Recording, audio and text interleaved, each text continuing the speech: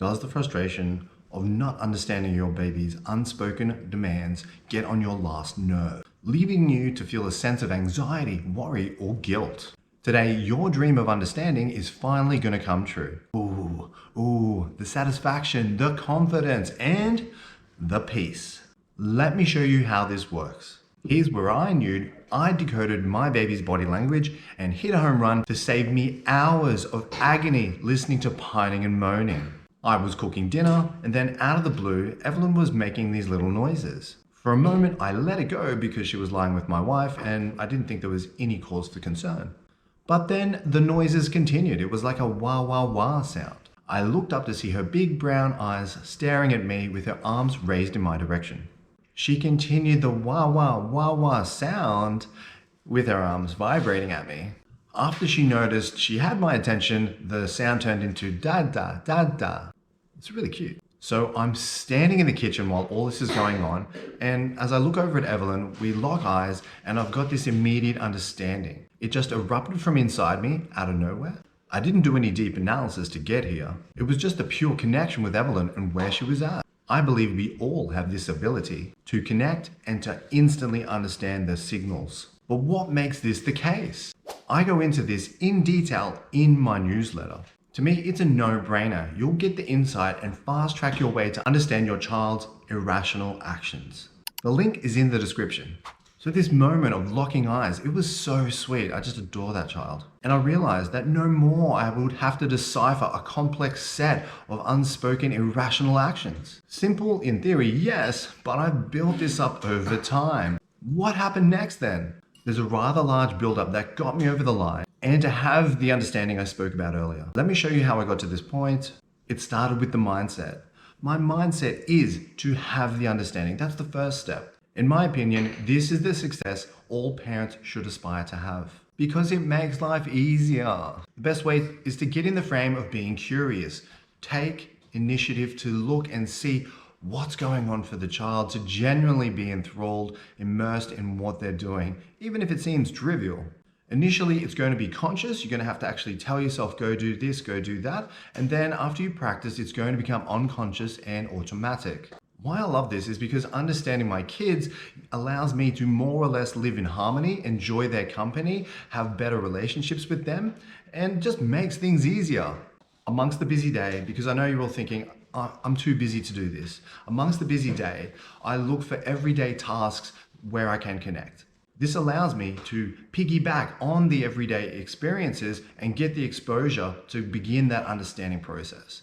I do it at meal times, I do it at reading, writing, when we play tennis, all kinds of different things. So we're taking the difficulty of the time constraint out of the picture. We're also taking the fact that there's many distractions out of the picture by immersing yourself into their actions. So that way they don't build relationships to soothe and calm with things like devices and toys, but they build that relationship with you. To me, that's the low-hanging fruit kind of thing. And of course, you want to get them out into the world with sports and art classes and extracurricular events as well. And then you want to ask questions about their experience so that they feel heard, nurtured, acknowledged, and that you're actually on the inside loop as to what's going on for them, rather than just taking a look at what they do and assuming what's going on for them. You build the connection through conversation and experience alongside with them. I learned from all of these experiences leading up to this moment where I saw her tone, I saw her cute arm gestures, and then I was able to decipher what it is that she wanted, which ultimately was attention and validation.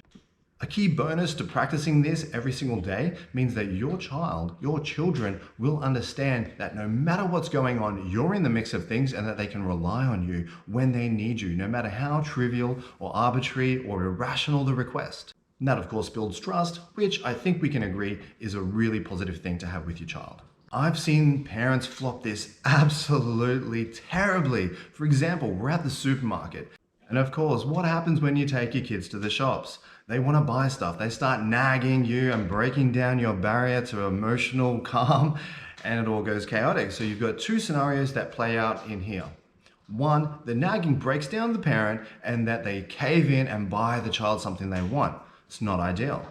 And two, the parent eventually loses their cool and scolds the child, also trying to pacify the nagging. Both of these options are not optimal, and we as parents can find a better way. Let me show you how. Firstly, they're just trying to pacify the nagging. I give them the toy, I give them the thing, and they'll stop nagging me. Secondly, I shout at them, they'll stop nagging me. It's the nagging that's not to be addressed. It's actually the internal emotional need that the child is looking for. If you do this right, not only will you keep your cool, save your money, and save your time, you'll build a great relationship with your kids and actually enjoy going to the shops where they'll actually be able to help you pick and choose things from the aisles, from the shelving, to build that skill for themselves in future times. I go into this in detail. I'm going to provide exclusive resources, models of behavior, and tools for you guys to use in this specific kind of scenario on my Substack newsletter. The link is in the description. Join the discussion today and get the one up on all the other parents out there who are losing their mind in the shops. So the nagging may seem like it's about buying something in the shops. It's not. It's their internal need for validation and acknowledgement. They want the attention they can't get, and their way is to see something on the shelving. It boosts their dopamine, which is their pleasure, and then they want it and they want to get it. But really, all they want is attention and validation. Rather than lose your mind, remember to be curious, ask questions. What's going on for you? What did you mean by that? How can I help? And remember, do not assume you know what they want or why they're excited to want what they want. Be curious, inquisitive, ask questions. This is your moment to influence their decision-making process. Sure, they're being guided by an internal force that makes them want to get all these different things. What's that about? Find out what it's about. This is the moment for you to influence their decision-making process and set them up for life. This might seem like a lot of time and energy, but so is dealing with the nagging. And it's a cycle that just plays out for years and years and years, which also takes a lot of time and energy. So which kind of outcome would you like? The one where you build autonomy in your child and they make better decisions and emotionally regulate, or the one where they can't emotionally regulate and consistently nagging you about the same things that you've got to do in your everyday life? So as you can see, it wasn't just that one moment where I had this serendipitous boom inside of me and I just knew what the heck was going on. I've actually built this up over time through trust and technique. I had a choice to make. I could pay attention, stop my cooking for a moment, follow through, see what's up with Evelyn and make things happy for all of us, or I could ignore her, which ultimately will end up with her escalating and I'll still have to stop my cooking and she'll be in a much more distressed emotional state. And of course, you understand what I did. I paid attention, I gave her the validation and the acknowledgement she wanted, and that made everybody around us happy. This is the simplicity of how it is. She made the noises, I looked at her, we locked eyes, she vibrated her arms in my direction, and all I said was cuddles. She nodded, came over, gave me the cuddle, and then we all had a great time together. I got back to my cooking and I didn't really lose any time at all. So by focusing on what they're doing during these incidental moments is what sets you apart from the ones who lose their mind in the shops. They'll achieve their goal of getting attention and you'll achieve your goal of building a great trust, loving bond with your child. That's a superpower. And because of this, they'll actually turn into well-behaved kids because they know that you've got their back and they know that you can assist them to get where they need to go. Ultimately, it's a time saver, but even better than that, it builds an awesome connection that just feels amazing. Taking this to even higher levels is an absolute must. So go check this video out now to do just that.